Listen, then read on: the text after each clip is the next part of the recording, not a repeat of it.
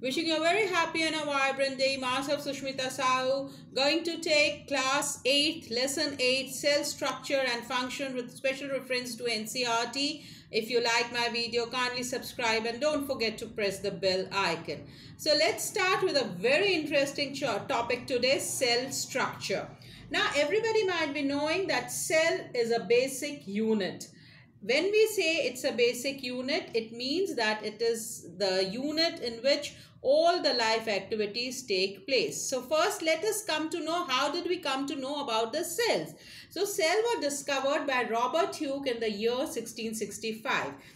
Robert Hooke, he was observing a cork and he saw that cork is made up of brick-like structures or made up of cells, and this brick-like structure he called as cells, which means cell as such everybody knows it means brick, it means an enclosed area. So this by Robert Hooke it was called cell.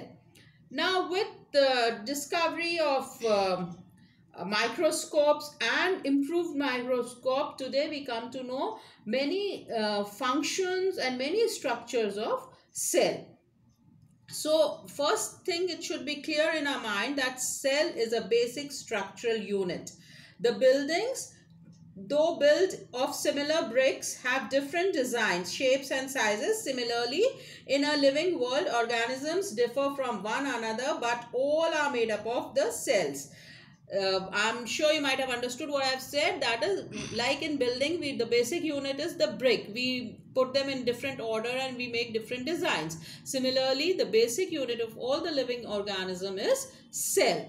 So cell is a basic structural and a functional unit. Now there are variety of shapes in cell, as we can see here, the spherical shape, then the rod-like shape, and then the third comes the brush-like shapes. So we have different shapes in cells, and at the same time the cell, these are unicellular organisms. Unicellular means one, that is they have only one cell and they have all the life activities. The best example of unicellular is amoeba, paramecium, euglena, chlamydomonas and many more. And guess what are we? Are we one-celled or are we unicellular organisms?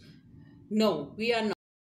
Multicellular organisms. So multicellular organisms, many cells combine together and they function together, making this tissue. That is the same types of cell and same function, they make tissue, and group of tissues they make organs. So let us start with shape of cell or structure of cell. So here, for example, I'm taking the animal cell. What I'm showing you on screen is an animal cell. So when we start studying about cells, first thing is cell has a boundary, and this boundary is called cell membrane. That is, cell membrane encloses the whole structure of cell. Inside the cell there is jelly-like structure which is called cytoplasm. So this whole structure is cytoplasm, the jelly-like structure. And inside this there is a dense structure which is called nucleus. Nucleus has the nuclear material in it, and it is also enclosed by a membrane separating it from the cytoplasm, and it has a darker looking thing which is called nucleolus, which is the brain of the cell. So this is the basic concept. Whenever we draw a cell, first thing is we should draw the cell wall, label it cell membrane, then the cytoplasm, then the nuclear membrane, then the nucleolus. So this way we are clear with this much of things. In cytoplasm there are many organelles lying in the cytoplasm, like mitochondria, Golgi bodies, ribosomes, etc. And there is some difference between animal cell and plant cell. Here we are seeing the plant cell. The plant cell has a cell membrane, but cell membrane is covered by a cell wall. Now the function of this cell wall is to protect the membrane, the cell membrane, which is very delicate, and as you all know, plants are exposed to more calamities and they need more protection. So the cell wall protects the cell and gives the hardness to the plant.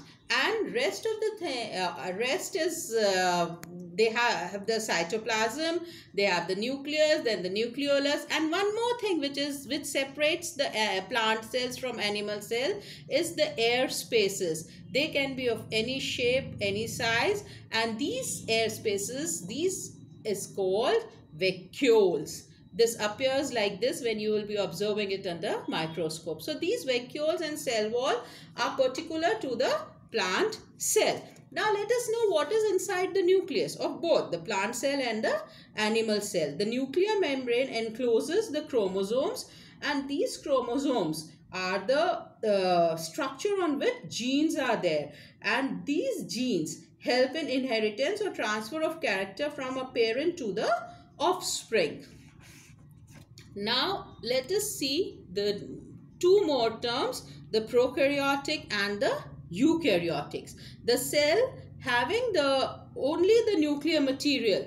Here the nuclear material is present, that is they have the chromosomes and the genes, but they don't have a nuclear wall. These are known as prokaryotics. The organelles with this kind of cells are called prokaryotic. Pro means primitive and karyotic means the nucleus, the primitive nucleus type. And eukaryotic, here you can see a eukaryotic cell. The eukaryotic cell, as we have previously also seen, the nuclear material is bounded by a nuclear membrane. So I'm sure you might be able to differentiate between prokaryotic, primitive nuclear material, and eukaryotic, where U means true nucleus. So this is the difference between the prokaryotic and the eukaryotic type of cell. So here we have come to know about the difference between the plant cell, animal cell, the prokaryotic cell and the eukaryotic cell. We have seen the different shapes of the cells, and at the same time we have seen the unicellular and the multicellular organisms. With this, there is a comparison study of animal cell and plant cell. And so you can see this vacuole here, it's not present in animal cell, and the cell wall which is not present in animal cell. At the same time, the plastids are present because they contain chlorophyll, so they are present only in plant cells. With this, thank you very much, and I'm sure you might have understood the lesson. If not, then kindly pen down your difficulties. Thank you. Bye. Take care.